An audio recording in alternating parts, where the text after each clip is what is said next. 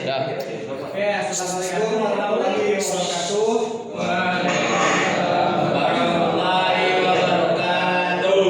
Kami dari kelompok 2 untuk mata kuliah Pancasila dan dosen pengampu Ujib SPSI MSI. Kami beranggotakan 4 orang dengan saya sendiri Zagir Wijaya dan teman saya Ibnu Nazrul Iskandar. saya Muhammad Cahyadi akan mempresentasikan tentang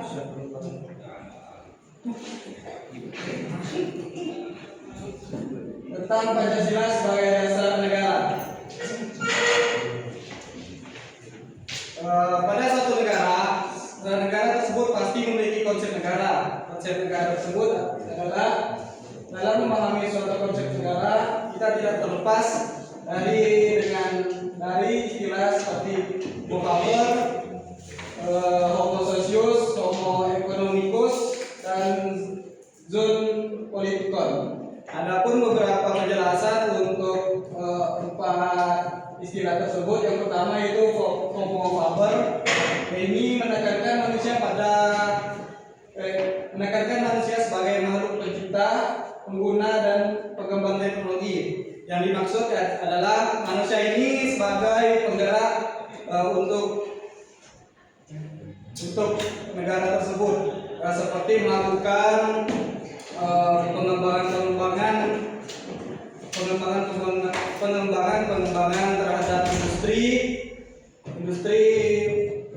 mau di dalam negara maupun di luar negara. Dan homo socius ini menggambarkan manusia sebagai makhluk sosial yang tidak bisa hidup sendiri. Artinya manusia ini tidak bisa hidup sendiri. Manusia itu perlu saling membantu antar manusia.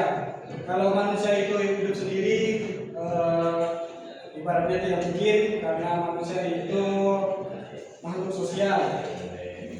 Dan yang ketiga itu homo economicus, itu melihat manusia sebagai makhluk nasional yang mengambil keputusan berdasarkan kepentingan ekonomi. Yang dimaksud yaitu manusia mengambil kepentingan ini berdasarkan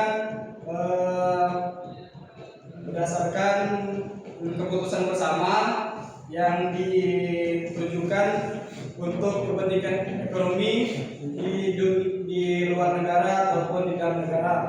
Dan yang terakhir yaitu zoon politikon, menekankan manusia secara kodrati adalah makhluk politik hidup dalam komunitas dan berpartisipasi dalam pengambilan keputusan bersama. Maknanya manusia ini tidak bisa mengambil keputusan dalam suatu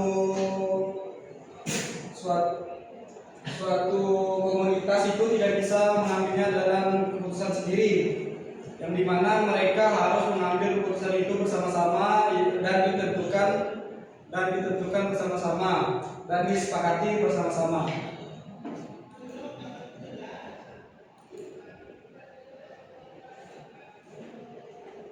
Dan selanjutnya negara, adapun pakar menyebutkan yang bernama Diponolo menyebutkan bahwa negara adalah suatu organisasi kekuasaan yang berdaulat yang melaksanakan tata tertib atas semua umat di suatu daerah tertentu. Diponolo juga menyampaikan ada 3 unsur yang menyimpulkan suatu negara. Yang pertama itu unsur tempat, wilayah atau teritorium, yang dimana suatu negara ini wajib memiliki tempat seperti perkotaan, perdesaan, dan permukiman. Adapun wilayah ini mencakup seperti tadi tempat, wilayah, dan permukiman, dan teritorium ini seperti wilayah darat dan lautan. Dan yang kedua unsur manusia, rakyat atau bangsa. Yang dimaksud ini adalah negara harus memiliki manusia, rakyat atau bangsa. Jikalau negara tidak memiliki rakyat, manusia, tentunya negara tersebut tidak bisa diakui sebagai negara karena tidak ada penggerak dan pengembang untuk negara tersebut. Dan yang ketiga, unsur organisasi atau kerjasama. Bentuk organisasi ini seperti aparat yang bertugas untuk melindungi suatu negara. Contohnya di Indonesia ada TNI dan Polri. Adapun negara dari perspektif tata negara paling tidak dapat dilihat dari dua pendekatan, yaitu yang pertama negara dalam keadaan diam, dan yang kedua negara dalam keadaan bergerak. Adapun negara yang dibuat pasti memiliki tujuan, yang dimana tujuan negara memiliki 5 teori. Yang pertama, teori kekuatan dan kekuasaan sebagai tujuan negara. Yang dimaksud di sini adalah kekuatan dan kekuasaan. Kalau suatu negara tidak memiliki kekuatan dan kekuasaan, otomatis negara tersebut akan gampang dikuasai atau dirampas oleh negara lain yang memiliki kekuatan dan kekuasaan yang kuat. Yang kedua, teori kepastian hidup, keamanan dan ketertiban sebagai tujuan negara. Yang dimaksud dari ini kepastian hidup, suatu negara harus menjamin kepastian hidup untuk semua rakyatnya. Dan ketertiban sebagai tujuan negara, ketertiban ini harus juga dilaksanakan dalam suatu negara, yang dimana ketertiban ini mencakup kepastian hidup rakyat di suatu negara. Dan yang ketiga, kemerdekaan sebagai tujuan negara. Kemerdekaan ini harusnya ada di setiap negara. Kalaulah negara tersebut belum merdeka, poin pertama kekuatan dan kekuasaan, dan poin kedua teori kepastian hidup itu mungkin tidak ada pastinya. Dan yang keempat, teori keadilan sebagai tujuan negara. Maksudnya adalah negara harus memiliki sifat keadilan baik di semua elemen rakyatnya, tidak memilih kasta tertentu. Dan yang kelima, teori kesejahteraan dan kebahagiaan sebagai tujuan negara, yang dimana ini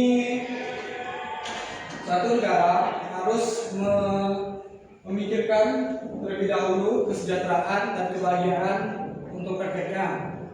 Jikalau negara tidak memikirkan kesejahteraan dan kebahagiaan rakyatnya, maka pada poin 3, 2, 1 tidak akan terlaksana. Dan tujuan yang diinginkan semua orang mungkin sama, yaitu kesejahteraan dan kebahagiaan. Tujuan hidup dapat disederhanakan ke dalam 2 aliran. Yang pertama, aliran liberal individualisme, dan yang kedua aliran kolektivis atau sosialis. Yang dimana liberal individualisme ini memikirkan kesejahteraan individual atau sendiri, dan yang kedua ini aliran kolektivis atau sosialis ini memikirkan kesejahteraan sosial atau masyarakat umum. Urgensi negara. Secara etimologis, istilah dasar negara maknanya identik dengan istilah Grundnorm atau norma dasar, Rechtsstaat cita hukum, dan Staatsrecht cita negara. Adapun Grundnorm ini norma dasar. Norma pada bangsa Indonesia ini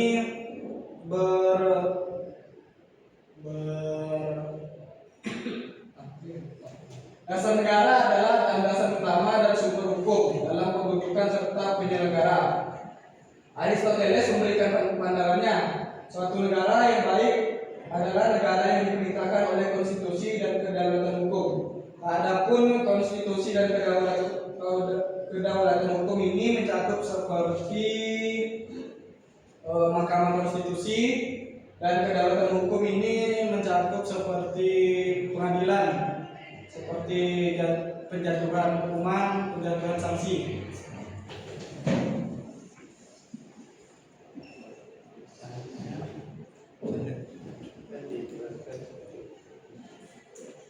Baiklah, saya akan melanjutkan presentasi ini. Kita masuk ke alasan diperlukannya kajian. Kajian terhadap Pancasila itu penting karena Pancasila merupakan fondasi pemerintahan, pembangunan, serta kehidupan bernegara di Indonesia. Pancasila juga merupakan ideologi, pandangan hidup, dan kepribadian bangsa. Alasan-alasan penting kajian Pancasila yaitu: 1. Sumber dan norma hukum. Sumber dan norma hukum. Pancasila merupakan sumber dari segala sumber hukum di Indonesia. Kedua, benteng dari pengaruh negatif. Pancasila, nilai-nilai di dalam Pancasila bisa menjadi benteng atau tameng dari pengaruh negatif-negatif yang ada dalam kehidupan berbangsa dan bernegara. Ketiga, penyelaras perbedaan. Pancasila dapat menjadi penyelaras perbedaan dalam kehidupan bernegara dan berbangsa dan bernegara, seperti halnya perbedaan ras, agama, bahasa, atau pandangan politik. Terdapat alasan penting lainnya, yaitu pengarah masa depan bangsa dan pengembang sumber daya manusia.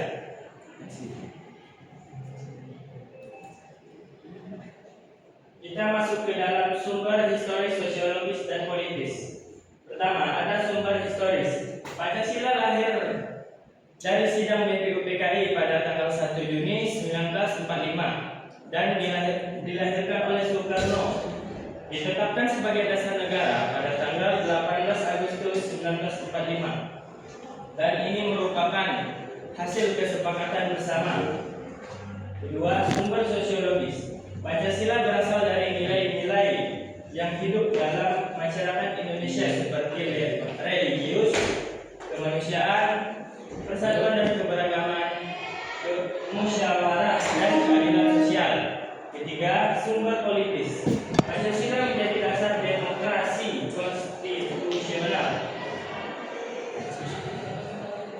Pertama, pedoman bagi lembaga negara atau suprastruktur. Pancasila merupakan nilai etis bagi lembaga, di antaranya Presiden, MPR, DPR, dan lain-lain. Kedua, arah bagi masyarakat politik atau infrastruktur. Dan ketiga, tujuan tercapainya pemerintahan bersih dan berpihak pada masyarakat. Kesimpulannya,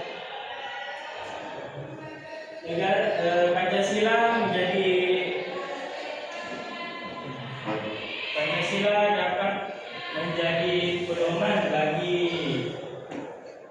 pemerintah dengan mengambil nilai-nilai luhur yang ada di dalamnya untuk menjadikan negara seperti yang dicita-citakan dan pemerintahan bersih yang berpihak pada rakyatnya. Saya akan mengambil alih materi tentang membangun argumen tentang dinamika dan tantangan Pancasila sebagai dasar negara. Yang pertama, argumen tentang dinamika Pancasila sebagai dasar negara. Pancasila lahir dari nilai adat, budaya, dan agama dan mulai disuarakan oleh Soekarno pada 1 Juni 1945. Kemudian ditetapkan sebagai dasar negara pada 18 Agustus 1945. Namun dalam perjalanannya, Pancasila mengalami pasang surut. Yang pertama, pada tahun 1945 sampai 1959, munculnya sistem demokrasi liberal melemahkan peran Pancasila. Kemudian yang kedua, pada tahun 1965, G30 SPKI menjadi ancaman serius terhadap Pancasila. Kemudian yang ketiga, pada masa Orde Baru, pada zamannya Bapak Presiden Soeharto, Pancasila ditegaskan kembali melalui P4. Namun dianggap menyimpang dari garis politik Pancasila dan Undang-Undang Dasar 1945. Dan kemudian di era reformasi 1998 sampai sekarang, Pancasila belum sepenuhnya diamalkan. Masih ada penyimpangan nilai-nilai dalam politik dan kehidupan di masyarakat. Pada tahun 2004 sampai sekarang berkembang gerakan pada akademisi dan pecinta Pancasila yang kembali menyuarakan Pancasila sebagai dasar negara melalui berbagai kegiatan seminar dan kongres.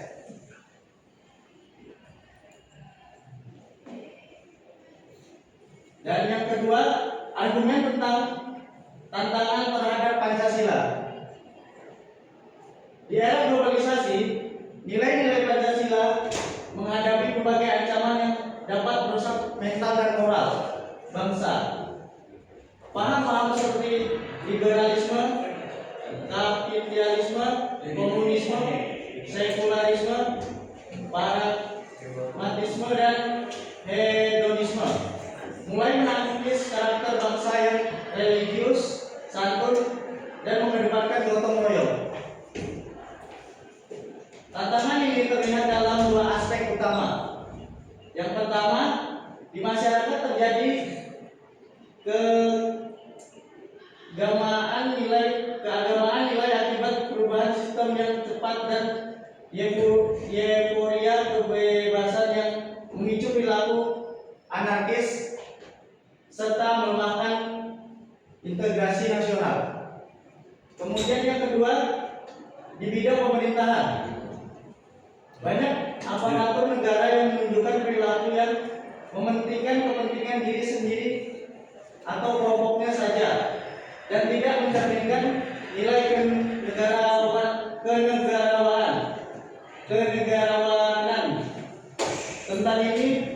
Tantangan ini ibarat fenomena gunung es yang tampak hanya sebagian kecil.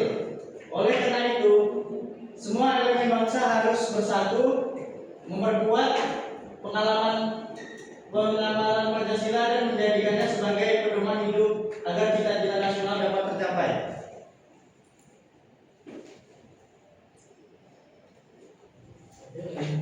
Oke, lanjut untuk poin yang selanjutnya, mendeskripsikan esensi dan urgensi Pancasila sebagai dasar negara. Poin yang dibagi menjadi dua sub. Yang poin pertama yaitu esensi Pancasila sebagai dasar negara, yang mencakup Pancasila telah sah menjadi dasar negara sejak tanggal 18 Agustus 1945 dan merupakan sumber dari segala hukum di Indonesia. Yang poin kedua, Pancasila menjadi penuntun utama dalam menyusun kebijakan negara yang menjamin keutuhan bangsa, demokrasi, keadilan sosial, dan toleransi beragama. Yang ketiga, Pancasila juga menjadi cita-cita hukum, semangat moral, dan pedoman utama dalam setiap aspek penyelenggaraan negara. Poin keempat, setiap sila bersifat saling berkaitan dan tidak bisa dipisahkan menjadi satu kesatuan yang berdasarkan kehidupan berbangsa dan bernegara. Yaitu sub yang kedua, urgensi Pancasila sebagai dasar negara. Poin pertamanya yaitu Pancasila merupakan identitas pemersatu dan karakter bangsa Indonesia dalam melawan berbagai bentuk penindasan dan tantangan. Yang kedua, secara kelembagaan, Pancasila membentuk sistem negara yang modern, adil, dan menjamin kepentingan nasional.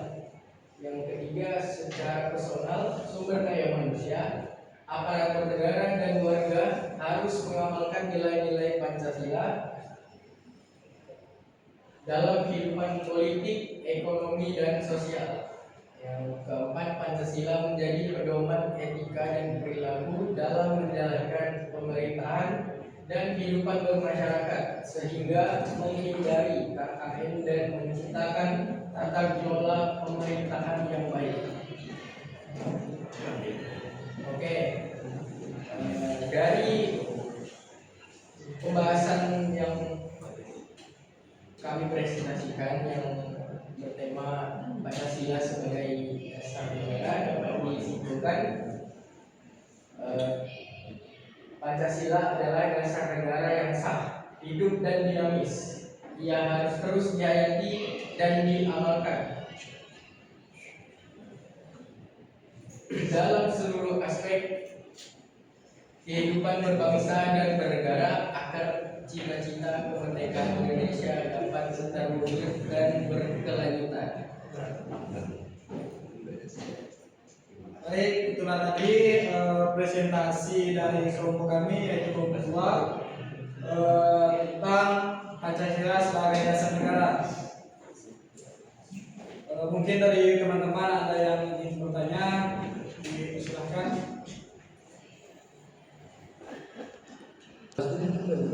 Dipersilakan untuk bertanya. Terima kasih. Aku nanya mas, tiga unsur syarat mutlak yang disebutkan oleh Diponorogo merupakan salah satu unsur yaitu unsur konstitusi. Selain unsur ini, apakah ada unsur lainnya? Baiklah, terima kasih sudah bertanya. Saya akan jawab pertanyaan tersebut. Selain unsur konstitutif, ada juga unsur yang dinamakan unsur deklaratif, yaitu eksistensi atau pengakuan dari negara-negara lainnya. Apakah terjawab? Sudah, terima kasih.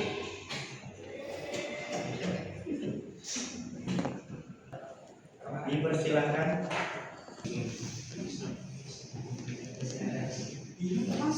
Izin bertanya, Ya, Mas Tri. apa perbedaan mendasar antara aliran liberal individualis dan aliran kolektivis dalam mewujudkan kesejahteraan dan kebahagiaan rakyat? Baiklah, terima kasih Mas Tri atas pertanyaannya. Untuk perbedaan mendasar antara aliran liberal individualis dan kolektivis atau sosial terletak pada pendekatan politik dan sistem ekonomi yang digunakan untuk mencapai kesejahteraan dan kebahagiaan. Apakah sudah jelas, Mas Tri? Sudah. Lagi.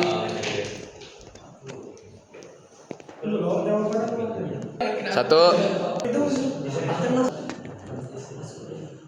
Dipersilakan. Dah. Baik, izin bertanya. Sebutkan dan jelaskan dua pendekatan yang digunakan untuk mewujudkan tujuan negara Republik Indonesia. Baik, saya akan menjawabnya. Ada dua pendekatan. Yang pertama itu pendekatan kesejahteraan, yang dimana suatu negara akan meningkatkan kualitas hidup demi masyarakat dan rakyat suatu negaranya. Dan yang kedua itu pendekatan keamanan, di mana suatu negara akan melakukan keamanan sosial, termasuk melindungi wilayah negara, rakyat, dan menjamin kesejahteraan rakyatnya. Baik, apakah jawaban dari saya itu cukup menjawab dari pertanyaannya? Siap, cukup jawab. Oke, baik, terima kasih. Mungkin tidak ada lagi, mungkin ada yang ingin bertanya lagi? Tidak ada. Baik, kalau tidak ada, saya akan tutup presentasi dari kelompok kami yang saya tutup. Assalamualaikum warahmatullahi wabarakatuh.